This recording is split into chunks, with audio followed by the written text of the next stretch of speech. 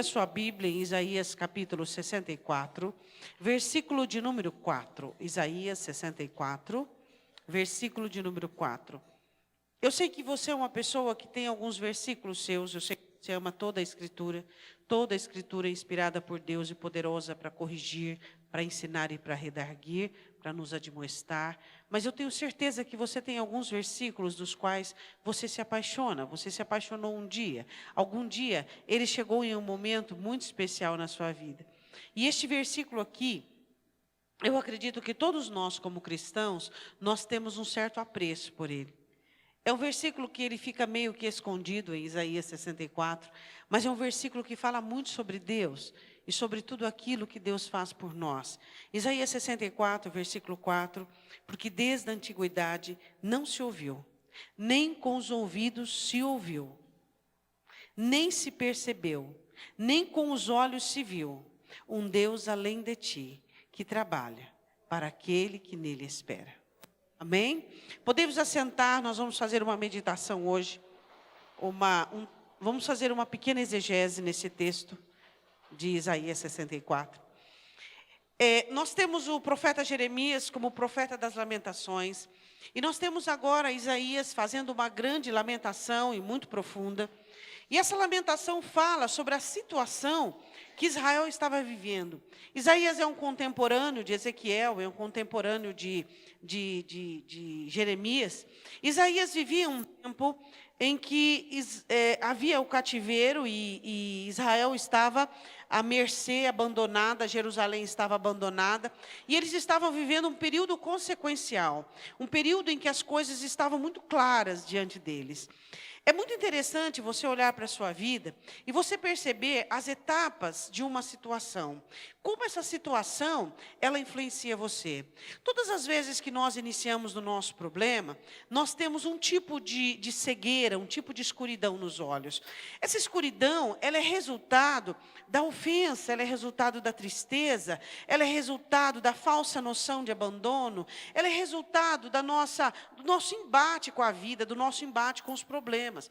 Então é normal, quando você passa por uma situação difícil, você é dominado por uma cegueira temporária. Que bom se for temporária. Mas quando você vai entrando para dentro do problema e dentro da situação, você vai percebendo e você vai analisando que as coisas não são como são. As coisas são diferentes. E às vezes as coisas mudam tanto que se você pudesse reescrever a sua opinião sobre o problema, você escreveria totalmente o contrário. Aqui, não é um povo convencido, não é um povo cheio de convicções. O profeta que está aqui, que está falando olhando para um povo que já estava convencido do pecado. Um povo que já estava convencido a autoria da vida, a autoria dos erros. Um povo que não estava jogando para Deus a responsabilidade. Se você pega no início do cativeiro babilônico, você vê um povo revoltado, um povo abatido, um povo triste, um povo querendo atribuir a todos, menos a si mesmo, o cativeiro. Mas você vai observar que neste texto, é um texto de conscientização. Você sabe que a conscientização é uma das obras mais complexas do homem fazer parte. Jesus disse que o Espírito Santo viria para consolar. Diga, só existe convencimento após o consolo. Enquanto as suas emoções estão fomentando dentro de você e produzindo ideias, enquanto as suas emoções estão jogando para fora de si sentimentos, não haverá convencimento. Às vezes você procura convencer uma pessoa de um erro, você procura convencê-la de uma situação, você não consegue. Ao contrário, como o Provérbios diz, você ganha um inimigo. Quem repreende o tolo ganha o inimigo. Você ganha o inimigo. Por quê? Porque quando você procura repreender uma pessoa que ela não está consolada, ela não aceita o convencimento. Por isso que o Senhor Jesus diz em João 14, João 16, verá o Consolador. Por quê? Porque quando o Espírito Santo consola o nosso coração, ele aplaca as nossas emoções, ele coloca os nossos sentimentos nos lugares. O que acontece conosco? Existe em nós uma luz derramada, a luz começa a brilhar, e então nós estamos aptos para sermos convencidos que erramos, que falhamos, mas enquanto as suas emoções elas estão afloradas, estão dominadas pelo eu, por razões e por situações, você não consegue o convencimento do Espírito Santo. E você percebe aqui o quê? Você percebe um povo que já estava aplacado, um povo que já estava acalmado, consolado. E eu queria começar daqui. Você é um crente que está consolado? Um crente que sabe que a vida está indo e que você está chegando cada vez mais perto do seu Criador, do seu Deus, do seu amado, o amado da sua alma? E que você precisa ter um coração consolado, ter emoções que não te dominem, para que você possa ter uma visão ampla, concreta e real, e possa entender o que o Espírito Santo diz para você. A maior dificuldade de alguns crentes é ouvir e entender o Espírito Santo. Vamos começar do início, nós vamos fazer algumas análises, não com os versículos em ordem, mas vamos analisar o seguinte. O que é que o profeta pede inicialmente? Ele pede que o céu desça.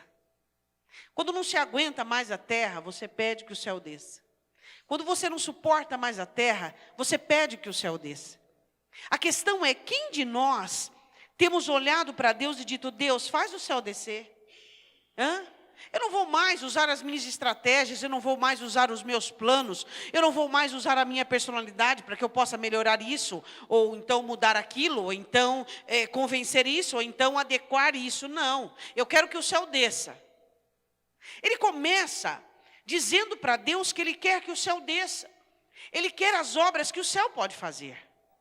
Agora, é interessante nós observarmos no nosso comportamento, se nós ainda temos esperança nesta terra, se ainda temos esperança que esse fará, que aquele dirá, e que nós, com a nossa inteligência ou sabedoria, iremos adequar situações, ou se nós olhamos para o céu e dizemos, Deus, o que eu preciso não está na terra, está no céu.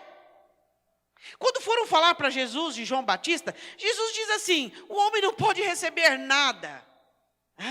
João Batista responde sobre Jesus, o homem não pode receber nada se do céu não lhe for dado.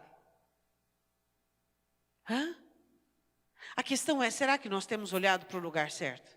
Será que nós temos esperado do lugar certo? Será que nas suas aflições, nas suas necessidades, você tem se prostrado e buscado em Deus e despejado toda a sua ânsia, todo o seu desespero, toda a sua necessidade naquele que pode e vai resolver os seus problemas? Será que nós ainda, como Esaú, como Caim, ainda somos como Esaú, caçadores de relíquias, caçadores de milagres? Ou então como Caim, semeadores e continuamos buscando e continuamos nos cavucando? Será que nós não entendemos que as coisas boas para nós virá do céu? E ele começa o texto assim, versículo 64, versículo 1, capítulo 64, versículo 1. Oh, se os céus se abrissem, ou seja, oh, se fendesses os céus e descesses. Se buscássemos do céu aquilo que o céu tem para nos oferecer, não entraríamos em tanta enrascada. Oh, se fendesses os céus e descesses, e o Senhor descesse para a terra, e os montes se escoassem diante da tua face. Os montes tão grandes e enormes derreteriam diante do Senhor. Ele diz, desce Deus, desce Deus, desce, desce. Se os céus se abrissem e o Senhor descesse, não haveria empecilhos, não haveriam barreiras, não haveriam circunstâncias, não haveriam situações que ficariam de pé diante da tua grandeza. Diga, mas o céu desceu. O dono dele desceu. Ele desceu. Isaías escreve isso muitos e muitos anos atrás, mas o céu desceu para mim. O céu desceu para você. O céu mora dentro de mim. O céu mora dentro de você. Não há alternativas para nós que não seja primária Jesus. O céu desceu. Ele se fez homem e habitou entre nós. E vimos a glória do unigênito do Pai. O céu desceu. Ele se fez o nosso Emanuel, para que pudesse estar conosco, nos ajudar, nos abençoar. Mas você percebe que os crentes, dia após dia, têm insistido, lutado e saído num campo de batalha com a terra, com as circunstâncias e situações, e se esquecido que é do céu que virá o seu milagre, que é do céu que virá a sua bênção. O céu desceu. Isaías diz: oh, se os céus se abrissem e o Senhor descesse. Mas o Senhor do céu desceu. E ele continua dizendo sobre os inimigos, ele diz assim, ó: como fogo abrasador de fundição, fogo que faz ferver as águas, para fazeres notório o teu nome aos teus adversários, e assim as nações tremessem na tua presença. Eu queria vir, ele diz, eu queria contemplar a ação do Senhor sobre os adversários, a ação do Senhor sobre os inimigos, os teus inimigos. Quais são os inimigos de Deus? Deus não tem inimigo, pastora. Deus não tem inimigo, Deus é acima de tudo. Mas de que inimigos Isaías está falando? Sobre o meu inimigo e o seu inimigo. São inimigos de Deus. E ele diz assim: eu quero ver os meus inimigos contemplando a grandeza do teu nome. Isaías amava o nome de Deus. Isaías se assegurava no nome de Deus. Eu e você temos o nome de Cristo como um legado para as nossas vidas. E se nós fizéssemos mais uso adequadamente deste nome, eu fico impressionada quando o crente fala o nome de Jesus. Ai meu Jesus, ai meu Jesus, ai meu Jesus. Isso é colocar o nome do Senhor em vão. Isso é um cacuete linguístico que o crente não pode ter. Não pode. Não pode se ficar falando aleatoriamente o nome do Senhor. Ele é precioso na minha boca e Ele é precioso na sua boca. Ele é precioso para mim porque o nome dEle é poderoso. O nome de Jesus é poderoso. E eu não posso usar o nome de Jesus nas entrelinhas das minhas comunicações frívolas. Você já notou? Ai, Deus do céu, ai, poderoso. Qualquer coisa, fala qualquer coisa. Isso é um cacuete linguístico que tem que ser corrigido. Não é porque você faz isso há anos que você pode continuar fazendo.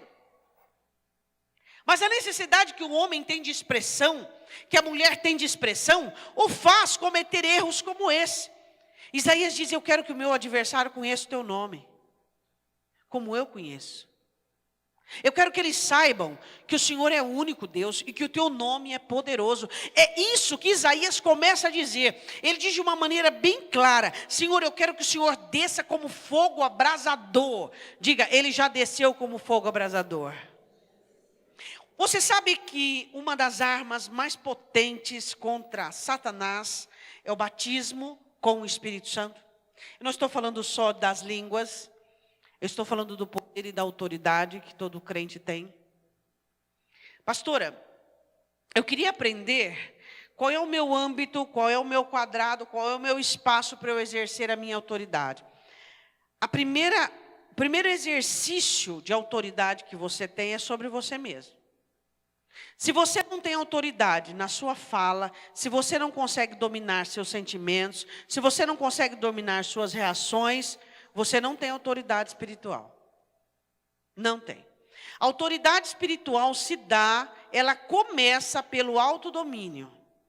Todo ser humano precisa começar a exercitar a autoridade espiritual no autodomínio. Ela precisa começar a se dominar.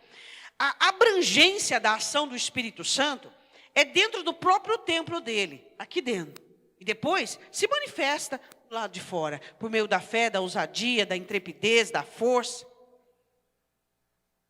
Senhor, desça como um fogo abrasador. Ele já desceu. O Espírito Santo foi derramado sobre nós como um fogo abrasador, um fogo que arde. Existem alguns cristãos que estão com a chama do Espírito Santo quase apagada. E Paulo diz assim: cuidado, não apagueis o Espírito Santo. Por quê? Porque Paulo diz, ele é fogo que consome o pecado, ele é fogo que consome o sacrifício, ele é fogo, ele é chama, ele arde. Eu quero dizer uma coisa para você. Mesmo que você é um crente motivado com o trabalho da igreja, você é um crente motivado com o seu ofício, com as bênçãos que Deus tem te dado. Isso nada tem a ver com o fogo do Espírito Santo. O fogo do Espírito Santo tem um objetivo principal: alimentar a chama do amor e da paixão por Jesus Cristo. Este é o objetivo da chama do fogo do Espírito Santo principal. Alimentar o seu amor, sua devoção, sua paixão e sua dedicação por Jesus. Não substitua seu amor por Jesus por obras, por ofícios, por coisas. Você tem obras porque você foi salvo. Você tem obras porque você é servo. Mas não podemos sermos servos e não amar. Existem funcionários que não amam os seus patrões? Óbvio que sim. Existem servos que não amam os seus senhores? Claro que sim. Agora, o Espírito Santo desceu como fogo para incendiar o nosso coração, para derramar chama, para que quando a palavra de Deus seja aberta para você, aquilo arda dentro de você e entra, e possa fazer a obra, e possa determinar situações. Bom, ele pede a manifestação do céu na terra, ele quer que Deus desça. Qual é a segunda coisa que ele quer? Vamos analisar a segunda questão, eu quero que você vá comigo no versículo 6.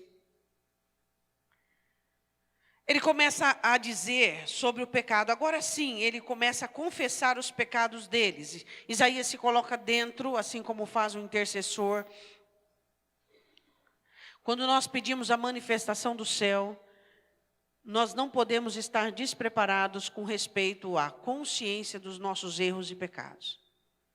É importante que quando você clama por Deus, você seja consciente de suas falhas e de seus erros. Isso é de suma importância. Nunca chame a presença de Deus quando você está no pecado, não faça isso. Nunca clame pelo poder do Senhor, não faça como Nadab e Abiú. Não entre no altar com fogo estranho. Você já viu um crente que buscou a presença de Deus e que hoje ele na igreja, ele trabalha, ele efetua, e ele prega, ele é pastor, e ele é músico, e ele é obreiro, e ele continua no pecado, e ele continua servindo? Esse crente foi o crente que ousou estar em Deus, buscar Deus, pecando. A consciência dele foi totalmente cauterizada. Esse vai ser aquele que vai ouvir: eu não te conheço. Nunca ouse buscar a face de Deus sem estar totalmente disposto a confessar o seu pecado, a confessar os seus erros, porque essa vai ser a primeira oração que Deus vai querer ouvir.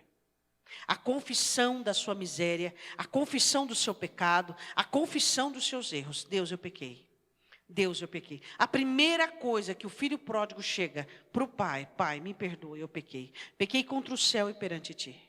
Primeira obra, primeira coisa que você tem que ter planejado ao buscar a ação de Deus em favor da sua vida é ter uma oração verdadeira de confissão. A Bíblia diz no versículo de número 6, mas todos nós somos como o imundo, trapo de imundícia, de menstruação de mulher. Todas as nossas justiças como trapo de imundícia. Todos nós murchamos como a folha, e as nossas iniquidades, como um vento, nos arrebatam. Segunda coisa, é você ter diante de você uma ótica exata sobre a sua humanidade. Uma das obras eficazes de Satanás, que é uma obra admirável, é quando Satanás tira do crente a noção que ele é pecador. Tira do crente a noção que ele precisa de Jesus todos os dias e todo o tempo para não viver no pecado. Isaías abre a boca e diz: Senhor, as nossas justiças, aquilo que nós achamos correto e certo, é como trapo de imundícia. Diante do Senhor é nojento. Aquilo que você vê de bom em você, que nada tem a ver com Deus, é nojento. Quantos crentes se ensoberbecem em seus adjetivos? Diga: quando eu me ensoberbeço nos meus adjetivos, Deus tem nojo disso. Ele tem nojo, Por quê? Porque os seus adjetivos que você se ensoberbece, não é de Deus, não veio de Deus, está sendo usado para te afastar de Deus. Olha como eu sou honesto, olha como eu tenho caráter, olha como eu sou bom, olha, isso Deus tem nojo, são trapos de imundícia diante do Senhor. Por quê? Porque quando nós olhamos para as obras de Deus em nós, não nos ensoberbecemos, não nos tornamos arrogantes, nos tornamos endividados e comprometidos com a obra do Senhor. Quando você olha para aquilo que Deus fez em você, as boas obras, te tornando uma pessoa mais crente, mais bondosa, mais santo, mais, isso não te ensoberbece. Pelo contrário, isso te deixa intimidado, isso te deixa meio sem jeito, envergonhado. Por quê? Porque você sabe que nada tem a ver contigo, você sabe que foi Deus do começo ao fim, você sabe que é tudo por Ele, para Ele e nele. Agora, os seus adjetivos que te fazem soberbecer. E hoje nós temos crentes inúmeros soberbos na igreja. Porque eu tenho caráter, porque eu sou fiel, porque eu tenho 30 anos de evangelho, porque eu. Esses adjetivos dão nojo no Senhor. Isso é trapos de imundícia diante do Senhor. E ele diz: Senhor, as nossas justiças são como trapos de imundícia. Porque quem é bom diante de Deus? Quem é correto diante do Senhor? O que existe de bom em você que não foi feito por Ele? Agora, se é razão de soberba, então não foi feito por Ele. Porque as coisas que Deus faz em nós, não nos ensoberbece, nos constrange, nos envergonha. Nós ficamos envergonhados, em débito, endividados. Me constrange, te constrange. Você fica devedor de manhã, de tarde, de noite. Você é um devedor, porque você reconhece que as obras dele são santas, e você só as tem dentro de você, porque foi ele que fez. Agora, quem de nós vamos nos respaldar nos nossos adjetivos? Quem de nós somos loucos o suficiente, sabendo que os nossos adjetivos pessoais, dos quais nós nos mantemos sobre eles, são como trapos de imundícia? É nojento. Você vê um crente se respaldando em seus adjetivos pessoais, como se Deus não tivesse uma utilidade total, como se você por si mesmo pudesse ser, pudesse fazer, pudesse existir. Espera aí, meu irmão, caminho errado. Seus adjetivos pessoais, dos quais você se gaba, que não foram feitos por Deus, dá nojo em Deus. Não existem adjetivos pessoais que consigam permanecer diante de Satanás. Mas Satanás não consegue tirar de você as obras que Deus fez, se houver em você humildade e reconhecimento que é Deus quem fez. Terceiro lugar, vamos lá, versículo de número 9, ele faz um pedido para Deus.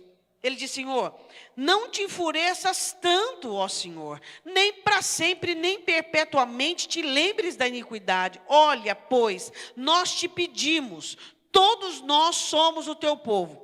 Você sabe que esse versículo aqui, 9, ele contrasta com Deuteronômio? Deuteronômio diz assim: quando o meu povo estiver sendo lançado em terra estranha, e ali fizer oração, pedindo perdão, eu me voltarei para o meu povo, e perdoarei meu povo, e terei misericórdia. Eu quero dizer uma coisa para você nesse versículo 9, muito interessante. Mesmo que você sabe que Deus é misericordioso, você precisa pedir a misericórdia dele. Mesmo que você saiba que Deus é perdoador, você precisa pedir o perdão dele.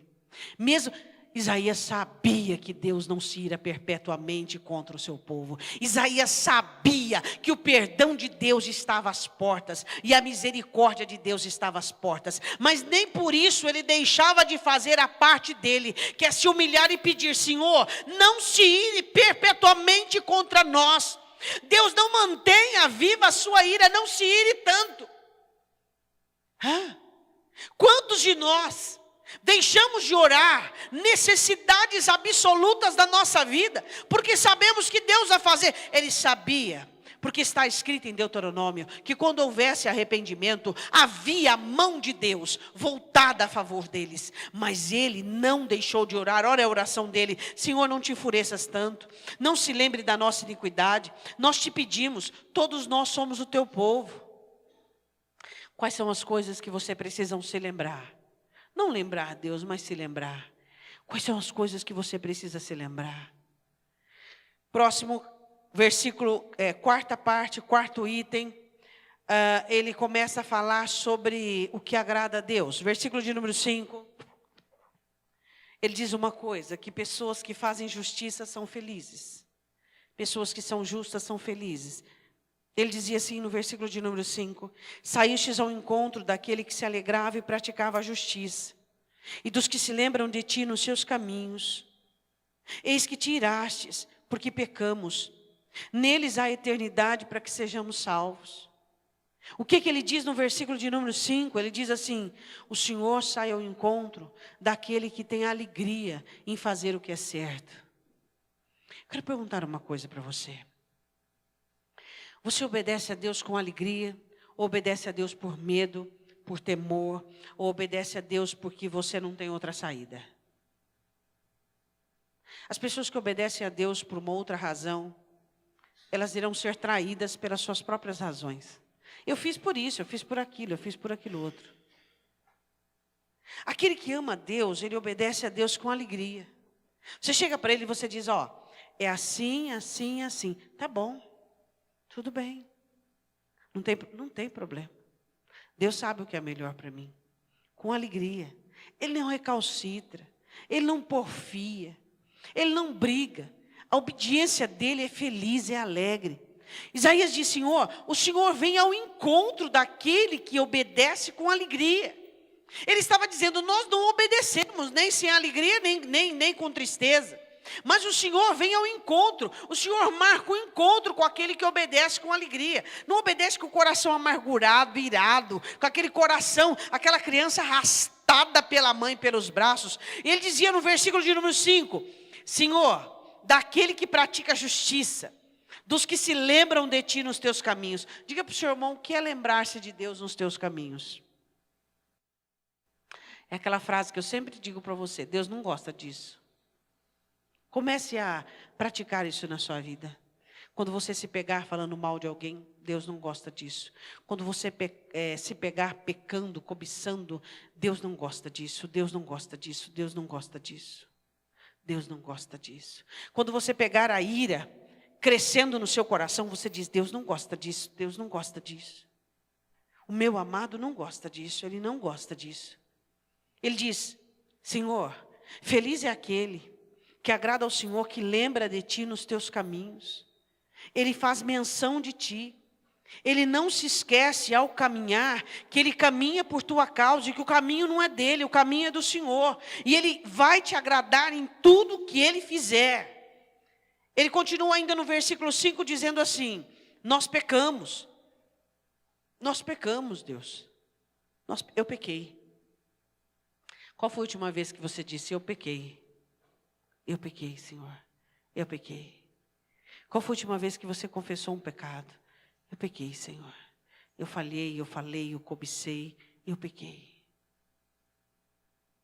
Tem gente que acha que a morte de Cristo fez um pacotão e perdoou todo o pecado sem confissão. Você pecou, você tem que confessar. Você falou, você tem que confessar. Hoje eu disse para uma pessoa, sabe por que não há mudança? Porque não há arrependimento, não há confissão. Se há arrependimento, se há confissão, tem mudança. Se não tem arrependimento, se não tem confissão, ninguém muda sem arrependimento, ninguém muda sem confissão. Não encubra o seu pecado, não encubra o seu pecado. Pecado encoberto é brecha, pecado encoberto é combustível para Satanás. Aí a pessoa diz, pastora, mas como é que eu vou confessar? E aí se eu perder? E aí a reação da outra pessoa não interessa. Você precisa diante de Deus ter uma vida acertada. Mas Deus já me perdoou. Como é que Deus te perdoou se você não pediu perdão para a pessoa ofendida? Isso é falta de conhecimento da Bíblia. Você tem uma oferta para entregar ao Senhor antes. Vá e acerte as coisas com o seu próximo.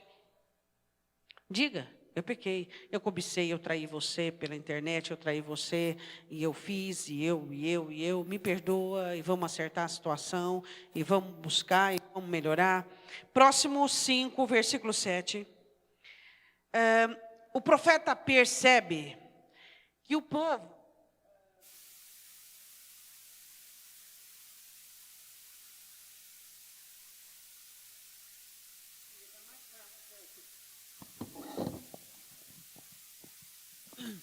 O profeta percebe que o povo no pecado, o povo naquela situação, eles haviam perdido o fervor, perdido aquela ânsia de buscar a Deus. De 0 a 10, qual é a nota que você dá ao seu fervor? Você levanta de madrugada para beber água, para ir no banheiro, e você não consegue deitar de novo, sem dobrar o seu joelho e dizer: Senhor, eu estou aqui. Senhor, eu estou aqui. Senhor, eu te amo. Tu és tudo aquilo que eu tenho na minha vida. Senhor, eu estou aqui não para te pedir nada, mas eu estou aqui para dizer que meu amor por ti é maior que a minha vida. Isaías percebe que não há mais fervor, as pessoas não querem mais buscar a Deus. Assim como nos dias de hoje. Hoje as pessoas não querem mais buscar a Deus, as pessoas querem as obras de Deus, a mão de Deus, o que Deus faz. Elas não querem mais se achegar perto dele, o conforto da pessoa dele, o conforto da presença dele, a alegria. Elas trabalham e não vê a hora que chega em casa para dobrar o joelho no chão e falar com Deus. Não, elas não vê a hora de chegar em casa e ligar a televisão, e ligar o computador e poder usar o celular de uma maneira tranquila. Não existe mais essa sede, esse desespero por ele. Aí você diz: pastora, mas é o cumprimento da profecia, que o amor se esfriaria. Mas vai se cumprir bem em você? Bem em você vai se cumprir? Ah, peraí, né? Bem em você vai se cumprir? Hã? E aí tem os piores que ignoram a palavra profética, ignoram a ordenança, ignoram aquilo que está escrito e acham que são salvos porque são respaldados nos seus adjetivos e não entendem que a salvação não é mérito próprio, que a salvação é de Cristo e somos comprometidos com isso até a eternidade. E Ele morreu para que fôssemos salvos, e Ele morreu para que tivéssemos alegria em servi-lo, e Ele morreu para que tivéssemos um posicionamento, uma determinação absurda e absoluta. E Ele diz assim, no versículo 7, 5º ponto: e já ninguém que te invoque o teu nome, que se desperte, te detenhas. Não tem ninguém que consegue te segurar mais. Você já segurou Deus? Jacó segurou. Quando o Senhor Jesus diz assim: pedide e dá-se-vos-á, buscai e achareis, bater, abrir-se-vos-á. Ele diz: segura Deus. Segure Deus. Segure o Senhor. O anjo olha para Jacó e diz: o que é que você quer? O que é que você quer? Ele segura, ele persiste, ele persevera, não se admite, não se tem plano B. Isaías olha e diz assim: Senhor, não tem ninguém mais que consegue te deter, ninguém consegue te segurar mais, ninguém consegue trazer o Senhor e segurar em ti. Senhor, eu preciso, Senhor, olha para mim, Senhor, tenha misericórdia, Senhor, faça em meu favor, Senhor, haja sem tardar, Senhor, pastora, mas Deus vai fazer, por que eu preciso orar? Ah, vai fazer, vai esperando que Ele vai fazer. Sem oração? Sem oração? Você acha que realmente Deus vai fazer algo sem oração? Sem oração?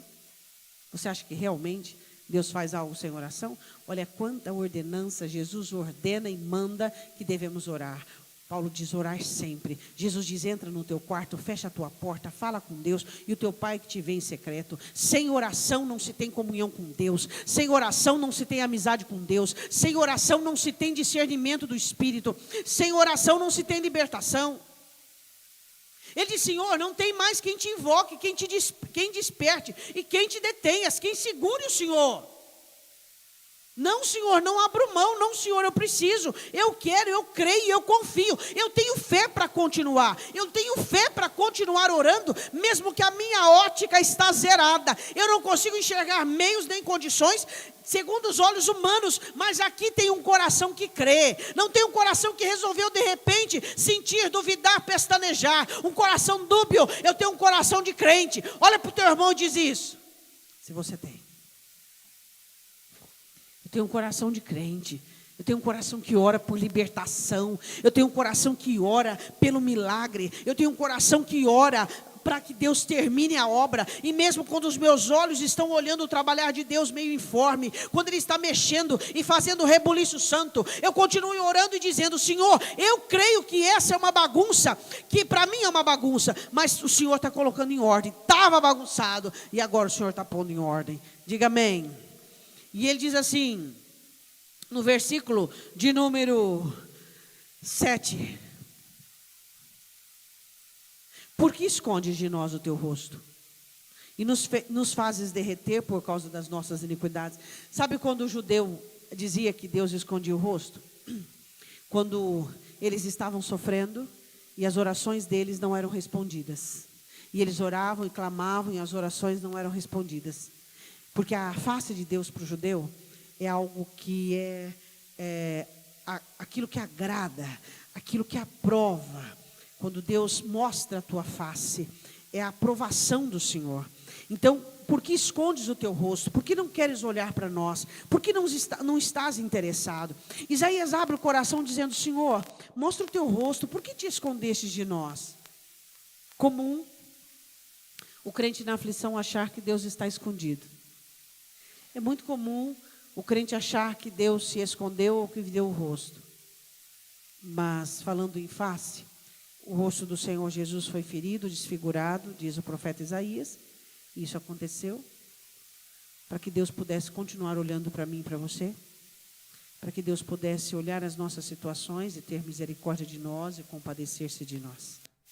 Deus não está com o rosto escondido de você. Quem sabe você virou as costas para Ele. Quem sabe você pegou um atalho ou outro caminho. Mas a face de Deus continua. Os olhos de Deus continuam olhando para você.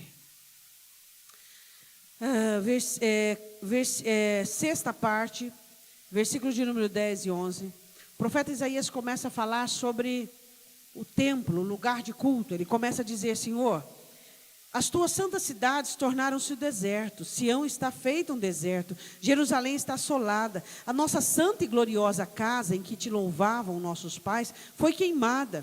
Ele fala de Jerusalém, ele fala do templo, a fogo. Todas as nossas coisas preciosas se tornaram em assolação. Senhor, olha isso. Olha o que foi feito do templo. Olha o que foi feito do lugar de adoração. Senhor, olha, nós estamos sem lugar de adoração. Nós não temos mais a nossa igreja, o nosso culto. Nós não temos mais um lugar para te adorar. Do que ele falava. Aqui ele faz um apelo. Um apelo. Porque o templo foram todas as medidas e direções dadas a Salomão por meio de Davi. E agora, totalmente derribada, a cidade, Sião, cidade da paz, e o templo, e ele faz um apelo. E ele diz assim: aquilo que um dia foi alegria para nós e para o Senhor, aquilo que um dia o Senhor colocou nas nossas mãos para que nós fizéssemos, hoje não existe mais. Hoje está numa situação vexatória. Isaías olha como um profeta para o templo, ele não existe. Ele olha para o tabernáculo, ele olha para todos os itens, ele olha para o culto, ele olha para as ordenanças e não existe. Eu quero dizer uma coisa para você. Se você olha para aquilo que um dia você viveu e teve e não existe mais, Deus é poderoso para restaurar tudo isso. Uma das coisas que é inadmissível a um cristão é ficar remoendo o passado e remoendo coisas que foram. As coisas que foram, acabou, não tem mais jeito. Você já fez, já fizeram, já aconteceu. O que você precisa entender, que o Deus que você serve é Deus de misericórdia renovada de segunda a segunda. O Deus que você serve é um Deus poderoso, que faz todas as coisas novas. Você percebe aqui que o profeta está confessando, falando e agora dizendo sobre aquilo que foi e que não é mais. Existe uma frase que o escritor aos Provérbios condena. Ah, eu era feliz e não sabia. O Provérbios não diz assim. Provérbios diz assim: tolo é aquele que diz que os dias passados eram felizes. Tolo é aquele que olha para trás e diz: eu era feliz e não sabia. Não faça isso. A sua felicidade continua dentro de você, continua dentro do seu coração, querendo fazer notório a verdade, o poder e a autoridade dele. Se você não for feliz agora, você não vai ser feliz nunca. Porque lá na frente você pode olhar para o dia de hoje e dizer: eu era feliz e não sabia. Como é que um filho de Deus pode não saber que é feliz? Como é que um filho de Deus pode pegar esse chavão e fazer uso dele? Não pode. Por quê? Porque nós fomos felizes, somos felizes e seremos felizes. Por que você é feliz? Porque a sua vida deu tudo certo? Porque não deu nada errado? Não. Quando o salmista, no Salmo 51, e esse é o salmista Davi, e ele faz a oração dele, discriminando o pecado dele, ele faz uma parte dessa oração, ele diz assim: Senhor, torna a dar-me a alegria da tua salvação. A maior alegria que eu tenho dentro de mim, que você tem dentro de você, é que pode ser hoje, pode ser amanhã, eu vou estar no céu de Deus. Enquanto eu olho para este céu aqui, esse firmamento, eu sei que tem o terceiro céu, e esse céu é o céu de Deus, e eu vou estar lá um dia, e essa é a fonte da nossa alegria. Mas cadê os crentes que pensam na salvação? Não, aí eu volto lá no início. Os crentes não querem que o céu desçam, e não querem ir para o céu. Eles querem que a terra, eles querem da terra, eles querem probabilidades terrenas. É o céu, diga para o seu irmão, é o céu.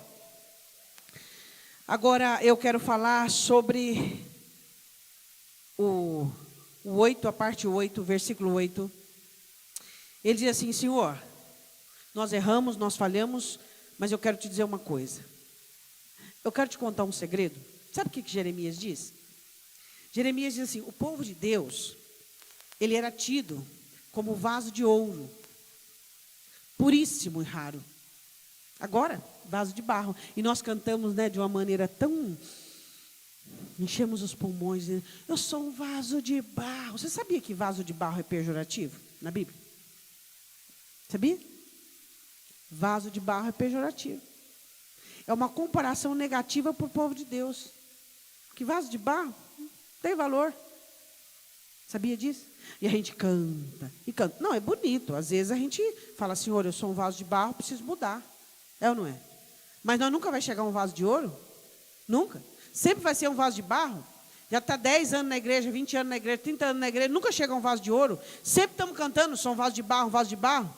Aí Isaías faz a mesma analogia que Jeremias.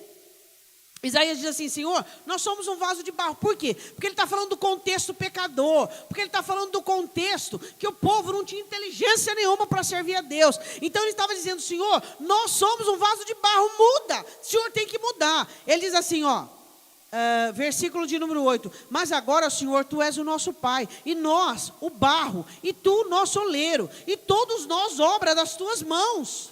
Senhor, muda, molda, transforma. Diga amém. Muda, Senhor. Transforma, faz alguma coisa, melhora a situação. Por quê? Porque nós precisamos disso. Nós precisamos disso. A questão é que Isaías consegue entender e compreender a necessidade de se colocar diante de Deus e de colocar a vida do povo e fazer essa confissão maravilhosa, que é uma confissão poderosa, para que todos nós possamos entender de uma maneira muito explícita, muito clara, a necessidade que nós temos de nos colocarmos diante do Senhor. Ele diz assim, olha, o mesmo Jeremias: os preciosos filhos de Sião, avaliados a puro ouro, como são agora reputados por vasos de barro, obra das mãos do oleiro. Como é que é possível isso? O próprio Jeremias, em Lamentações 4:2. Então, vaso de barro é bom quando a gente precisa mudar. Mas a gente precisa ter uma aspiração aí, querer chegar a ser de ouro, não é? Hã? Quando Isaías diz assim, Senhor, nós somos um vaso de barro, nós precisamos de mudança, nós estamos no pecado. Jeremias diz em Lamentações, ele diz assim, o povo de Deus, 2:4, reputados por ouro fino, agora é vaso de barro, mão de oleiro. É muito bom você cantar, eu quero ser um vaso de barro, molda, muda, mas que um dia também você possa dizer, Senhor, hoje eu sou um vaso de ouro, precioso, raro. Continuando, ele diz sobre ser um vaso, e depois ele diz o seguinte, vamos lá. Versículo de número 3. Ele diz, Senhor, nós queremos as suas coisas terríveis de volta. Quando fazias coisas terríveis que nunca esperávamos, descias e os montes se escoavam diante de tua face. Nós queremos as obras que um dia o Senhor fez. Você lembra das obras que Deus fez quando você se converteu? Ninguém nasce crente, tá? Se você diz assim, eu nasci dentro da igreja, nasci crente, é mentira. Ninguém nasce crente. Não existe isso. Deus nos ensina isso com a passagem de quê? De Nicodemos. Quando Jesus olha para Nicodemos. Espera aí, você é judeu, mas você não nasceu. Você não nasceu, você precisa se converter. Ninguém nasce crente. Aquela pessoa que nasce na igreja, ela vai ter que ter um período da vida dela que ela vai ter que aceitar Jesus e ela vai ter que reconhecer. Ninguém nasce crente. Eu acho um absurdo isso. Tem gente que ele diz assim, eu nasci dentro da igreja e nasci convertido. Mentira. Todo mundo nasce na condenação do pecado. Toda criança nasce condenada. É o pecado original. E a pessoa precisa receber Jesus para que se encontre em salvação. Então ele diz, Senhor, nós queremos as nossas obras, as obras terríveis do Senhor. Lembra as obras que Deus fez na sua vida? Então Ele vai continuar fazendo. Você pode dizer amém? O que são obras terríveis de Deus? São obras que Ele manifesta o poder dEle. Amém? Então vamos lá. Vamos terminar. Versículo de número 12. Isaías faz um apelo e diz assim, Senhor, conter-te-ias tu ainda sobre todas essas coisas, ó Senhor? Ficarias calado e nos afligiria tanto? O Senhor vai ficar parado, estagnado e não vai ter atitude diante de tudo aquilo que nós estamos vendo?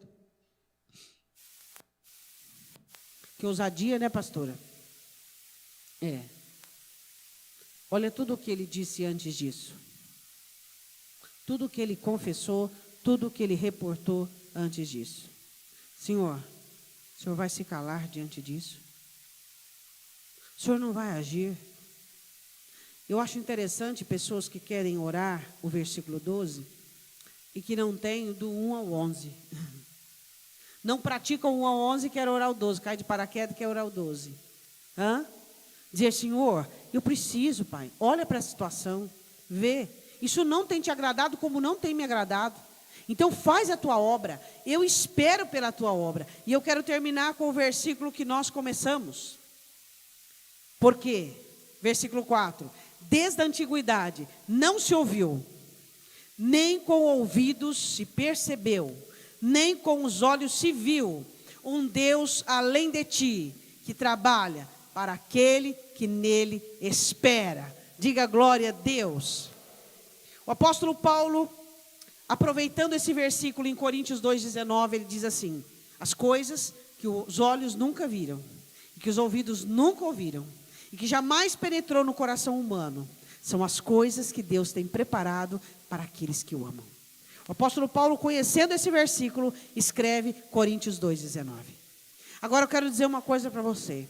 Deus trabalha todas essas obras discriminadas nesse texto. Deus quer trabalhar a sua cura, o seu milagre. Mas é necessário que exista, parte a parte, cada um destes textos, sua confissão, seu quebrantamento, seu reconhecimento, sua consciência, a busca pelas obras do céu.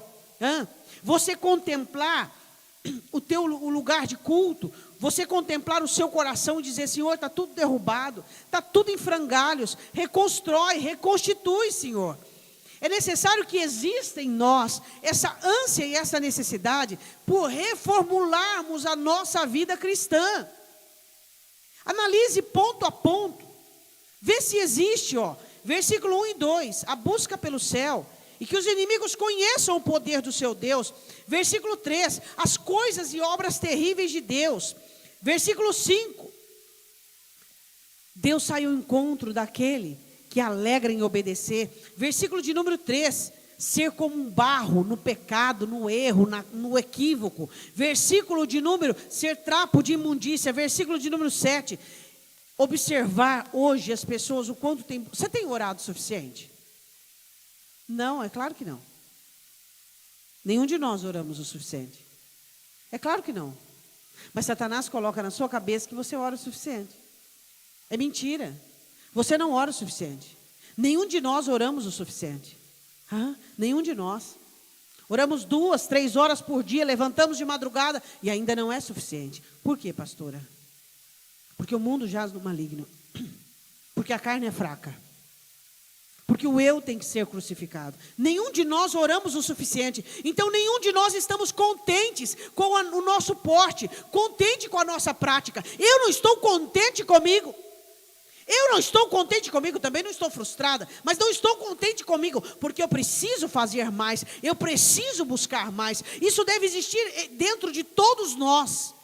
Essa consciência que não vamos nos pautar nos nossos adjetivos, vamos nos constranger pelas obras do Senhor e dizer, Senhor, todos os nossos adjetivos de justiça são como os trapos de imundícia. Não tem ninguém bom aqui não, não tem ninguém que é certo, não tem ninguém correto. Tudo de bom que existe em nós são obras das tuas mãos, e isso não nos ensoberbece, isso não nos faz arrogantes não, isso nos constrange. Quando você vê uma obra que Deus fez na vida de uma pessoa, essa pessoa é constrangida. Mas quando você vê pessoas se ensoberbecendo dos seus adjetivos, não foi Deus que fez. Isso aí logo logo o vento leva embora. Logo logo a tribulação desfaz. Logo logo a tentação acaba com tudo. Mas as obras de Deus em nós nos constrange. Nós somos comprometidos de alma e espírito, corpo e vida. Queremos servi-lo, amá-lo, dedicar-se a Ele. Queremos fazer, queremos ser curados. Queremos crescer, queremos melhorar. Queremos. Isso é uma ânsia desesperadora dentro dos nossos corações. Por quê? Porque nós não queremos perder nada. Diga, eu não quero perder nada do que Deus tem para mim nessa terra. Você está perdendo, sabia? E eu também. Muitas coisas que nós já deveríamos ter alcançado, muitas coisas que nós já deveríamos estar lá, mas não estamos, porque somos morosos e letárgicos. Precisamos querer tudo o que Deus tem para nós. E só o Espírito Santo nos viabiliza e nos habilita a conseguirmos isso. Eu quero mais todo dia dele, e eu acredito que o Espírito Santo também tem trazido essa mensagem para você. E para encerrar, eu quero dizer uma coisa para você: não peque, não cometa pecado, não retroceda, não cometa pecado. Uma coisa é um deslize, outra coisa é você pecar de uma maneira compulsiva, de uma maneira totalmente irresponsável. Não peque, não peque, não peque, não peque. O Deus que trabalha por você, trabalha em você. O mesmo Deus que está trabalhando dentro de você, trabalha do lado de fora. E você quer ver tanto as obras dele do lado de fora. E ele quer tanto fazer a obra dele do lado de dentro. Não peque, não cometa pecado. Não peque, não faça isso. Nós somos tirados do mundo. Nós somos libertos do pecado. Deus vem de encontro àquele que obedece com alegria. Eu disse esses dias aqui para vocês e vou dizer de novo. Como pode eu e você cedermos a uma necessidade, se Ele disse que nada nos faltaria? Como pode um crente ceder à necessidade de ser amado, de ser querido, de ter e pecar por conta disso? Não faça isso. Não peque. Não faça isso. Eu quero que você feche os seus olhos. Eu quero convidar você a confessar o seu pecado ao Senhor. Seu pecado secreto, adultério, prostituição, pornografia, lascívia. Fala com o Senhor agora. Maledicência, dureza, frieza espiritual. Fale com o Senhor. Peça perdão ao Senhor. Peça perdão. Quem sabe você está contemplando um pecado e por conta disso, você está endurecido, frio. Peça perdão ao Senhor. Fala, Senhor, me perdoa. Eu não quero mais pecar. Eu não quero me justificar, eu não quero colocar as minhas justiças diante do Senhor e dizer, mas olha como eu faço bem isso, olha como eu faço bem aquilo. Porque hoje eu ouvi que as minhas justiças são trapos de imundície. O Senhor não quer de mim o que eu acho que o Senhor quer. O Senhor quer apenas que eu seja santo, porque sem santificação ninguém verá o Senhor.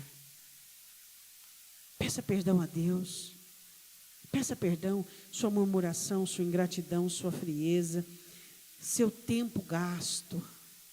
Hoje, quanto tempo você ficou na frente de uma televisão? Você podia estar lendo, você podia estar buscando a Deus. Quanto tempo você ficou na frente de um computador? Ficou com o celular na mão? Desperta, acorda. São últimos dias. Aquele que é santo, santifique-se ainda, mas aquele que é pecador, vai pecar mais ainda. Você serve um Deus exigente. Um Deus que entregou o próprio Filho para salvar você. Ele não poderia ser diferente. Porque Ele não mandou um anjo. Ele não mandou um profeta. Ele mandou o Filho dele. Então o amor de Deus é exigente. Se você está na prática do pecado, peça perdão ao Senhor e diga, Senhor, nada vai me fazer mais pecar. Nem minhas necessidades, nem minhas loucuras, nem meus desequilíbrios, nem meus desvarios, Pai. Eu não vou pecar mais. Você que vê filme pornográfico, você que vê pornografia, você que faz uso desse tipo de coisa, você que cobiça, você que deseja a mulher alheia. A palavra do Senhor diz assim no mandamento: não cobice a casa do seu próximo, não cobice o boi do seu próximo, não cobice a mulher do seu próximo. Não faça isso. Você que alimenta um sentimento de raiva, de ressentimento, de amargura, fala para o Senhor, Senhor, me faz mais santo, me faz mais puro. Eu quero ser puro, Senhor. Cura as minhas feridas. Cura as minhas feridas, cura as minhas feridas. Cure as minhas feridas, Deus. Cure as minhas feridas. Fala, Senhor, eu não quero mais. Eu quero ser um crente que confesse o meu pecado. Eu quero ser um crente que diga onde eu estou errando. Diga para o Senhor agora onde você tem falhado, o que você tem errado. Diga para Ele. Diga, Senhor, eu preciso orar mais. Eu preciso ler mais a Tua palavra. Senhor, eu preciso de mais, Pai. Eu preciso de mais, eu preciso de mais. Eu preciso mudar. Eu não gosto do meu jeito. Tem coisa em mim que eu não gosto. E se eu não gosto, o Senhor não gosta. E eu vou mudar, Pai, eu vou mudar. Eu quero em mim a sua beleza. Eu quero em mim, Deus, a sua graça, o seu poder. Me perdoa, Jesus. Me perdoa pelas minhas faltas. Diga a Ele. Me perdoe pelos meus erros. Me perdoe, Deus, pelo meu comportamento. Me perdoe, Deus. Me perdoe. Me perdoe pelos meus equívocos, pelas minhas dedicações exageradas, exacerbadas, de uma maneira errada. Me perdoa, Senhor. Me perdoa pela minha personalidade que ainda é forte dentro de mim. E comanda a minha alma, e comanda a minha vida. Fala para o Senhor. Senhor, me perdoa. Quais são os seus pecados? Quais são os seus pecados? Quais são as suas misérias, que são as sementes do pecado? que são misérias, pastora, é onde falta Deus na sua vida. Tiago diz: confesse a sua miséria. Qual foi a última vez que você se entristeceu, junto com o Espírito Santo, pelas suas misérias? Qual foi a última vez que o Espírito Santo disse para você: vê isso? Olha isso aqui. Olha isso aqui dentro de você. Olha isso. Não pode mais. E você se entristeceu juntamente com o Espírito Santo. E você disse: Deus, Deus, Deus, me ajude. Deus, Deus, me cure. Deus, me liberta. Deus, me liberta. Qual foi a última vez que você orou clamando por libertação? Tu és libertador, então liberta minha alma dos apegos, da raiva, da ira. Me liberta a alma das obras da carne, do eu, da velha criatura, do apego, do mundanismo. Me liberta, Senhor, me liberta. Hoje é noite de libertação. Fala para o Senhor: Senhor, me liberta. Quebra as cadeias, quebra as correntes da minha alma, me liberta, Deus. Eu vejo os meus grilhões e eu os sinto dentro de minha alma. Meus grilhões não conseguem se esconder de mim, porque o Senhor derramou luz em mim. Liberta a minha alma, Deus, liberta. Eu preciso ser livre. Eu preciso ser livre.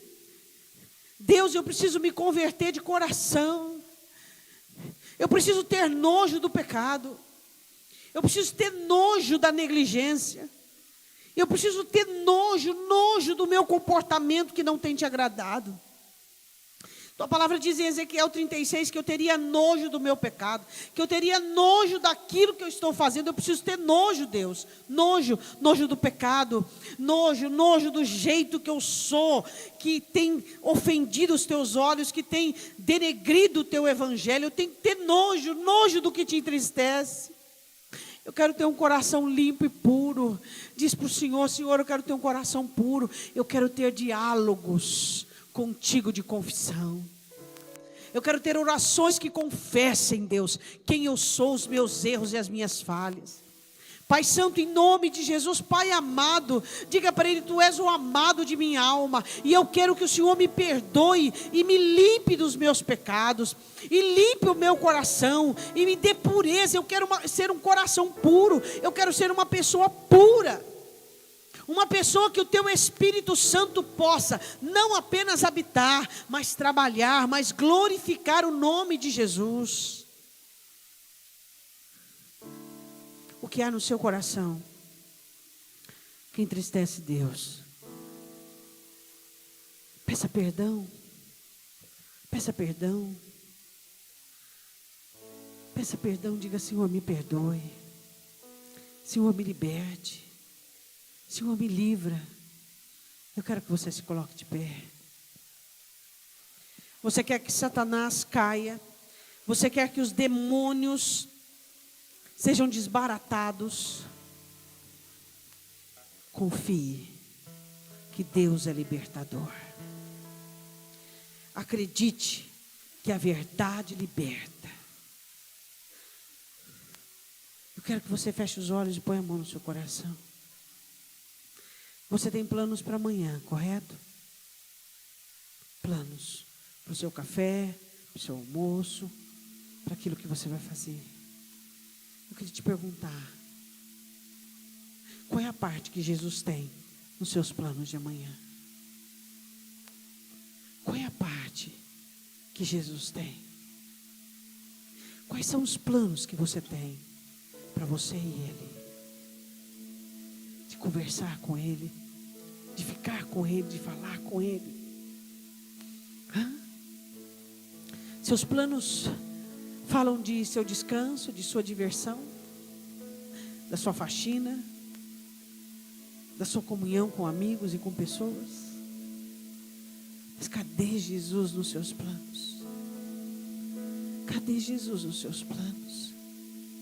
Onde Jesus está nos nossos planos? Pai, nos perdoa por faltar a nós confissão, como Isaías fez. Uma confissão completa, onde tudo existiu: consciência, petição, ações de graça, clamor, uma petição completa. Perdoa-nos, Deus. Perdoa-nos por faltarmos com a nossa própria vida, quando não sabemos orar, quando não sabemos pedir. Mas se está escrito, Deus, e se não aprendemos é porque não lemos, e se não lemos a culpa é nossa. Essa petição é completa. Faz-nos entender o que Tu queres ouvir de nós, Deus. Isaías disse tudo que o Senhor queria ouvir de um profeta. Um profeta que fala por si, fala pelo povo. Que nós possamos confessar tudo diante de Ti. E que possamos fazer confissões completas. Eu quero que a sua mão no seu coração, você diga assim: meu Deus, em nome de Jesus, eu Te peço perdão pelas minhas faltas e pelos meus pecados. Em nome de Jesus, eu vou clamar pelo céu, porque eu sei que só o céu pode realizar as obras que eu preciso em minha vida. Eu quero o fervor de volta, eu quero o amor de volta, eu quero a paixão de volta. Em nome de Jesus Cristo, eu Te peço perdão por todas as coisas que eu tenho deixado de fazer. E a minha consciência nesta noite foi restaurada pela Tua palavra. Então, em nome de Jesus, eu repreendo toda a obra do inimigo, toda a obra de Satanás, porque eu conheço o Teu nome, e os meus inimigos conhecerão o nome e a autoridade do meu Deus. Em nome de Jesus, que caia por terra todo poder maligno, toda obra das trevas, todo espírito do mal, que seja desfeita toda obra do inimigo contra a minha vida, todo engano, todo engodo, toda falta de consolo, toda a tristeza, toda a frustração, todo fracasso, todo desânimo. Diga: saia desânimo, em nome de Jesus. Em nome de Jesus. Diga: o nome do meu ânimo é Jesus Cristo. Ele me levanta, Ele me anima, Ele me sustenta. E eu não vou olhar nem para a direita, nem para a esquerda. Os meus olhos estão fitos na face do Senhor Jesus, porque Ele me dá a direção. Então, em nome de Jesus, sentimentos que estão infeccionados pelo dardo do maligno, sai agora da minha vida, em nome de Jesus. Eu quero o meu coração limpo, a minha alma limpa, em nome do Senhor Jesus. Diga amém.